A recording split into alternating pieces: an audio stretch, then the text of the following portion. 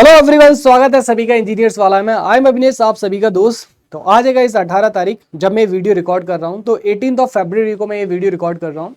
और यहाँ पे जो न्यूज़ है आप सभी लोगों तक पहुंच चुकी है ऑलरेडी कि हमारे पास में जो आरआरबी जेई का एग्जाम है गाइस, आरआरबी जेई का एग्जाम यहाँ पे शेड्यूल्ड हो चुका है।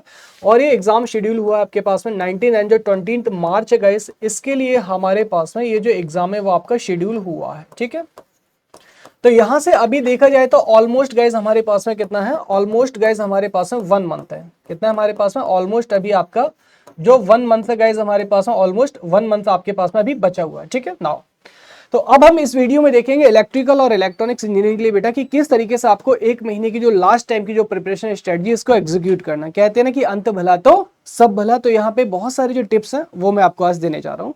तो चलिए बेटा यहाँ पे स्टार्ट करते हैं यहाँ पे वीडियो को। तो सबसे पहले गाइस आरआरबी जेई CBT 2 की जो एग्जाम डेट है वो हमारे पास में आ चुकी है। और ये जो एग्जाम डेट है गाइस, ये एग्जाम डेट हमारे पास में कब की है? ये हमारे पास में यहाँ पे एग्जाम डेट जो है 19 और जो 20 मार्च है 2025 को यहाँ पे शेड्यूल किया गया, यानी कि अगले महीने में। इसके आसपास आई थिंक होली पड़ेगा, मतलब मुझे भी कंफर्म नहीं है। तो यहाँ पे जो एग्जाम डेट है वो आपके पास में आ चुकी है। तो ऑलमोस्ट अब हमारे पास में 1 महीना है आपका। ठीक है, ऑलरेडी आप यहाँ पे प्रिपरेशन मोड में है।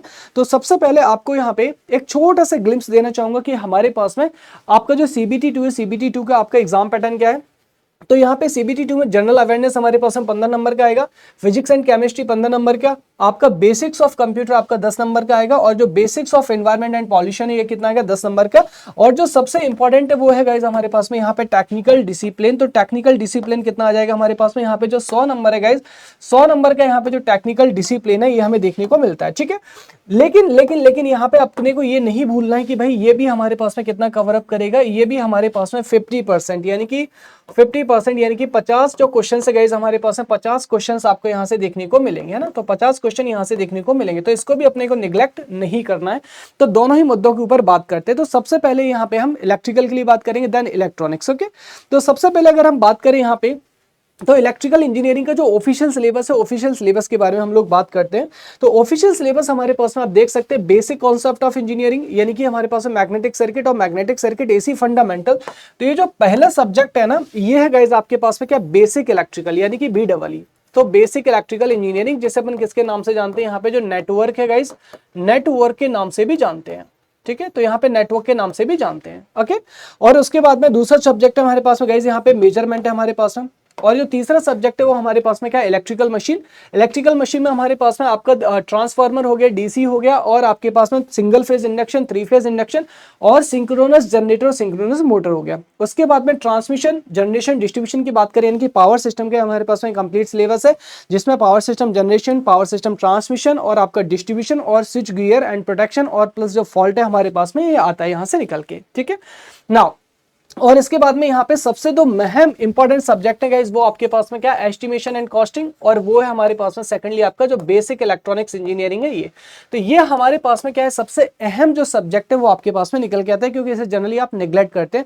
तो चलिए अब हम बात करेंगे यहाँ पे कि किस सब्जेक्ट को आपको किस तरीके से प्रिपेयर करना है। ठीक है, तो सबसे पहले अब हम बात करेंगे यहाँ पे मोस्ट स्कोरिंग सब्जेक्ट की। तो मोस्ट स्कोरिंग जैसे सब्जेक्ट की अगर हम बात करें तो यहाँ पे आपको दिखा सकते हैं, यहाँ से ये थोड़ा सा गाइस यहाँ पे ब्लर हो गया है ना, थोड़ा सा ब्लर हो गया है। तो अगर हम बात करें तो सबसे ज्यादा हमारे पास में जो बेसिक इलेक्ट्रिकल है, लगभग आपके पास में जो 25 मार्क्स है, 25 मार्क्स का आता है हमारे पास में। देन आपके पास में जो बेसिक इलेक्ट्रिकल मशीन है गाइस, इलेक्ट्रिकल मशीन आपके पास में 20 मार्क्स का आता है। पावर सिस्टम आप यहाँ पे 15 से 17 नंबर का आता है हमारे पास में ना। इसी तरीके से यहाँ पे मेजरमेंट है हमारे पास में, तो थोड़ा बहुत ऊपर नीचे आपका चल जाएगा ना। अब देखो हमारे पास में अगर हम बात करें यहाँ पे, तो सबसे जो मोस्ट इंपॉर्टेंट सब्जेक्ट है वो आपके पास में, वो है आपके पास में बेसिक इलेक्ट्रिकल और इलेक्ट्रिकल मशीन। बेसिक इलेक्ट्रिकल, तो बेसिक जो इलेक्ट्रिकल है गाइज, आपको देखो इसको किस तरीके से प्रिपेयर करना है। फर्स्ट ऑफ ऑल गाइज यहाँ पे आपके पास में जो यहाँ पे इसके जो बेसिक्स है हमारे पास में ना, इसके जो बेसिक्स हैं, बेसिक्स, और आपके पास में जो AC फंडामेंटल है, आप इसको बहुत अच्छा कर लीजिएगा। और इसके बाद में आपके पास में रेजोनेंस, और यहां से आपके पास में जो है थ्योरम। ये ऐसे टॉपिक्स हैं बेटा जहां से आपके पास में जो क्वेश्चंस आपके पास में निकल के आते हैं, एक एक भर भर के क्वेश्चन निकल के आते हैं।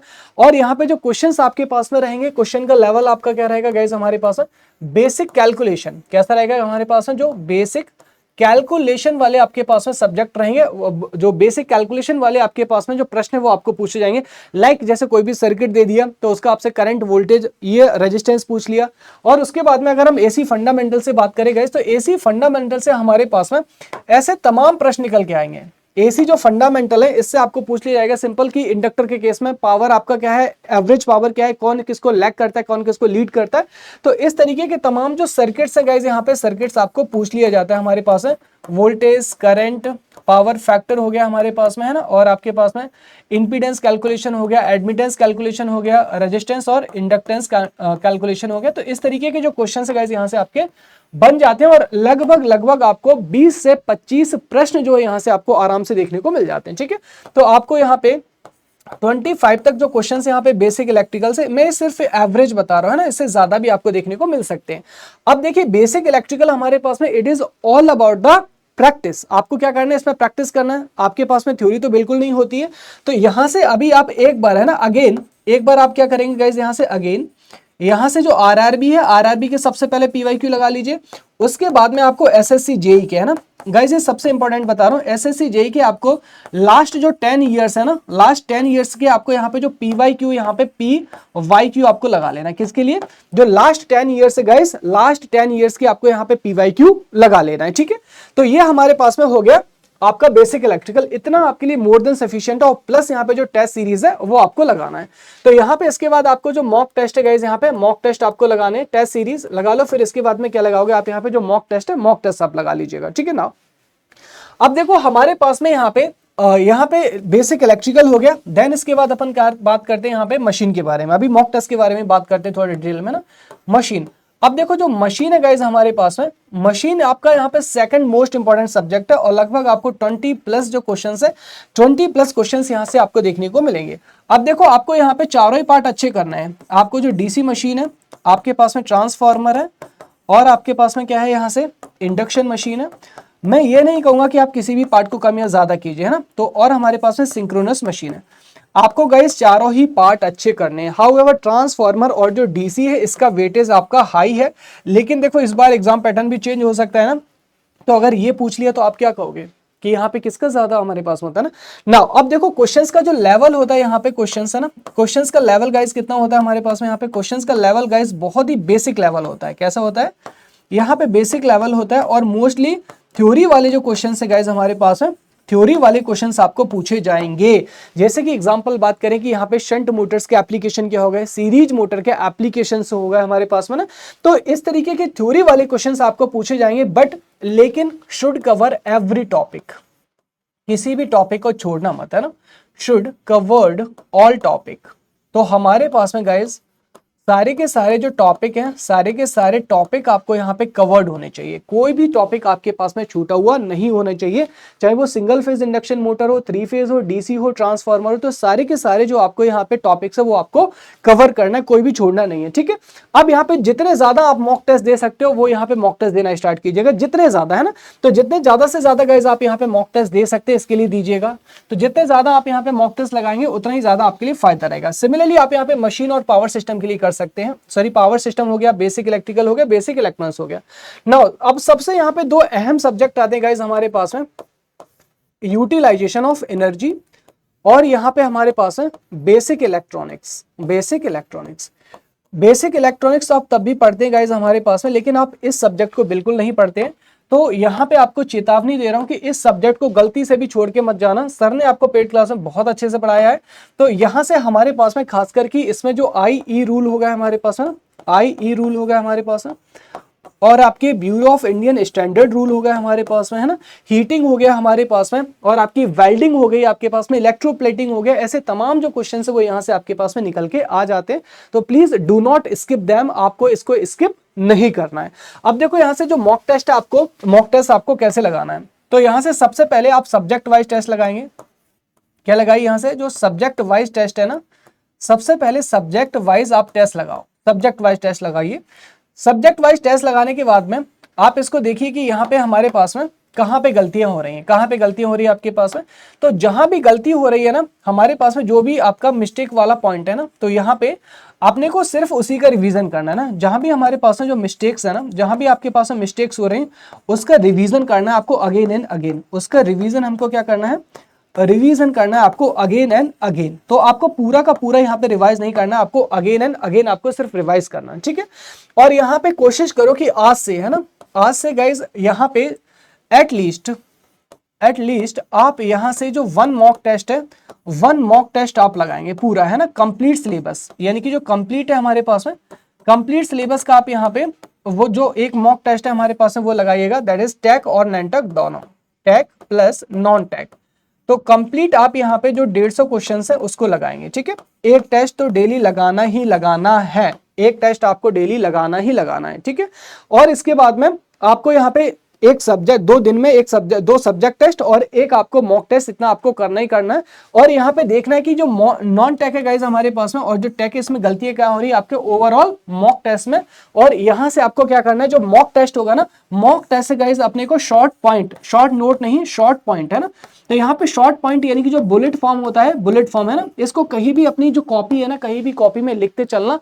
लास्ट टाइम पे जब आप इसको बेटा यहाँ पे लास्ट टाइम पे जब रिवीजन करोगे ना, तो आपके लिए बहुत ज्यादा फायदेमंद निकलेगा, बहुत ज्यादा फायदेमंद आपको निकलेगा, ठीक है ना।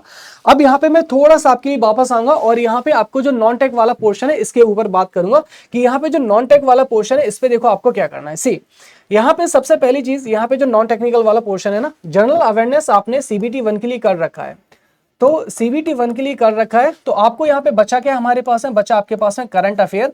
तो करंट अफेयर को आपको क्या करना है, रिवाइज करना है, ठीक है। और जो आपने CBT 1 के लिए आपने जो स्टैटिक जीके पढ़ा है, आपको सिर्फ वही पढ़ना, कुछ नया नहीं पढ़ना।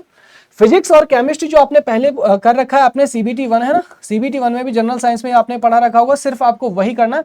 उसको इसके ऊपर दोबारा से क्या लगा लेना, MCQ लगा लेना और उसको रिवाइज कर लेना। बेसिक्स ऑफ कंप्यूटर, ये बहुत ज्यादा इंपॉर्टेंट है ना। और यहाँ से सीधे सीधे 10 क्वेश्चंस आते हैं, जैसे C हो गया, C++ हो गया, तो इसको बहुत अच्छे से आपको रिवाइज कर लेना। और सिमिलरली आपका इन्वायरमेंट, तो जो टोटल आपका जो शेड्यूल रहेगा आपका एक दिन में, वो कितना रहेगा गाइज, आपके पास में 2 पार्ट में बटा होना चाहिए। तो यहाँ से आपके पास में जो दिन का शेड्यूल है ना, आप 2 पार्ट में इसको बांट के रखेंगे, दैट इज अ टेक्निकल और नॉन टेक्निकल। तो टेक और नॉन टेक दोनों में आप यहाँ पे इसको डिवाइड करके रखिएगा, किसी को भी कम ज्यादा नहीं करना है। तो ये टेक्निकल शेड्यूल हो गया गाइज हमारे पास में, टेक्निकल सब्जेक्ट स्लॉट 1, है ना, स्लॉट ऑफ 1। यहाँ पे लिख के रखो कि हमारे पास में 100 आपके मल्टीपल चॉइस क्वेश्चन यहाँ से आएंगे। और दूसरा है आपके पास में नॉन टेक। तो यहाँ पे दूसरा आपके पास में नॉन टेक है, जिसमें आपके पास में 50 जो मल्टीपल चॉइस क्वेश्चन से आपको निकल के आएंगे। और हमारे पास में जो है इसका आपका 50% जो वेटेज है, तो इसको यहाँ पे जो स्लॉट 2 है, स्लॉट 2 में आप यहाँ पे रखिएगा। और इसके भी सब्जेक्ट प्लस आपको जो मॉक टेस्ट है वो आपको बेटा लगाना है।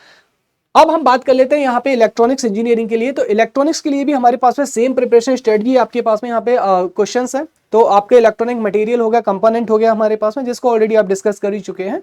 अब देखो सेम हमारे पास में यहाँ पे जो आपका सबसे यहाँ पे जो स्कोरिंग जो मोस्ट सब्जेक्ट है वो हमारे पास में क्या है, अगर हम जैसे यहाँ पे बात करें ना, तो अगर हम यहाँ पे बात करें गाइस, तो